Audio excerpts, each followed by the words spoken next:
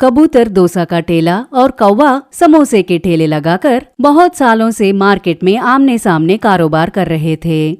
लेकिन इन दोनों के बीच हमेशा दुश्मनी थी। कबूतर कौवे से ज्यादा कमाने की वजह से कौवा हमेशा कबूतर से जलती थी। बस इतना ही नहीं, हर बार किसी न किसी कारण कौवा कबूतर से झगड़ा करती रहती थी। इस तरह दोनों में एक पल भी नहीं बनती थी, हमेशा तू तू मैं करते रहते थे। ऐसे में कबूतर का बेटा गोरैया, जो शहर में पढ़ता था, वो अपनी छुट्टियों में घर आया था। अगले दिन मार्केट में वो अपने पापा का डोसा ठेले के पास आता है।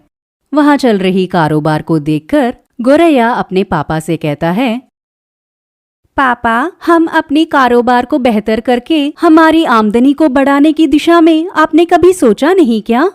उसकी बातों को सुनकर, बेटा, जो मुझसे हो सकता है वो मैं कर रहा हूँ। मेहनत ज्यादा करने पर भी कमाई कम ही रहती है। तुम्हारे पास कोई अच्छा उपाय हो तो बताओ बेटा।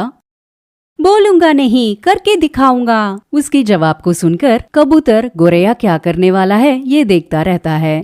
गोरैया अपने डोसा ठेले के पास एक बोर्ड रख देता है। उस बोर्ड में हमारे ठेले में मिलने वाला स्पेशल डोसा, उस डोसा को पूरी तरह से खाने वाले को 10 मामूली डोसा मुफ्त मिलेंगे और पैसे भी नहीं देने पड़ेंगे, ऐसा लिखा हुआ था।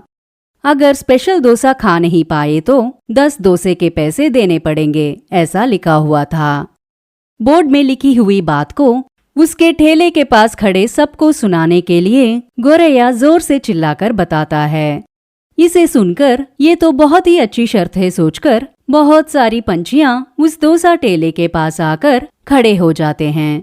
उस स्पेशल डोसा को मैं खाऊंगा कहकर सारे पंछियां आपस में लड़ने लगते हैं। तभी गोरैया एक बड़ा सा मेज और उसके पास एक कुर्सी को लगाकर चैलेंज में भाग लेने वाले एक के बाद एक आकर यहाँ पर बैठने को कहता है। बिल्कुल उस मेज की साइज में एक बड़ा सा डोसा लाकर खाने के लिए बैठा बाज के सामने रख देता है। उस डोसा को बाज खा पाएगी या नहीं देखने के लिए सारे पंछियां वहां पर इकट्ठा हो जाते हैं।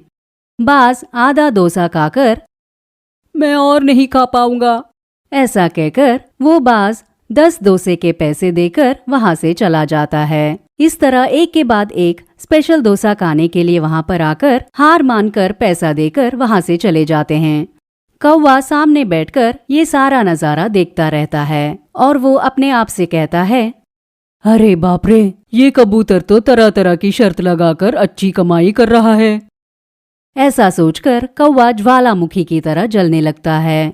कुछ तो करना पड़ेगा, कुछ तो करके मुझे भी ऐसा ही कमाना है, और वो सोचने लग जाता है। तभी कौवे ने सोचा कि वो भी कबूतर की ही तरह सबको चैलेंज करेगा। और फिर अगले ही दिन कौवा अपने ठेले के पास 20 समोसे खाने वाले को 10 समोसे मुफ्त, और अगर 20 समोसे खा नहीं पाए तो 10 समोसे के पैसे देने पड़ेंगे, ऐसे लिखी हुई बोर्ड को अपने ठेले के पास लगा देता है। और इसी बात को सबको सुनाने के लिए मार्केट में खड़ी सभी पंछियों को चिल्लाकर बताता है।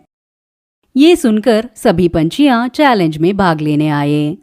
वहां पे आए हुए बहुत सारी पंछियां बड़ी आसानी से 20 समोसे खाकर बड़ी खुशी से वो सभी कौवे से और 10 समोसे भी खा लेते हैं, जैसे कि बोर्ड में लिखा हुआ था।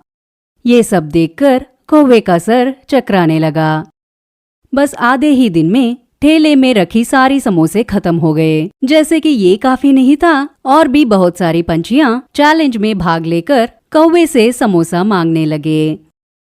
परेशान होकर गुस्से में कौवा अपने ठेले के पास रखी बोर्ड को निकालकर फेंक देता है, और फिर वो कौवा सबसे मुंह छुपाते हुए अपने ठेले को लेकर वहां से चला जाता है। आज तो बेचारा 1 रुपया भी नहीं कमा पाया, और उल्टा उसके पास जो समोसे थे उन समोसों को सभी पंछियों को मुफ्त में खिलाना पड़ा। और वो कौवा बहुत सी नुकसान होने पर भगवान से शिकायत करने लगता है। यही सोच सोचकर कौवा बेहोश होकर गिर जाता है।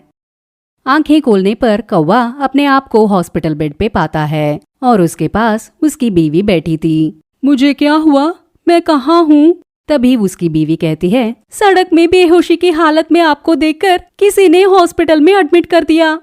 ये सुनकर, छी, आज मैंने किसका मुंह देख लिया। आज तो मेरा कारोबार में नुकसान ही हुआ।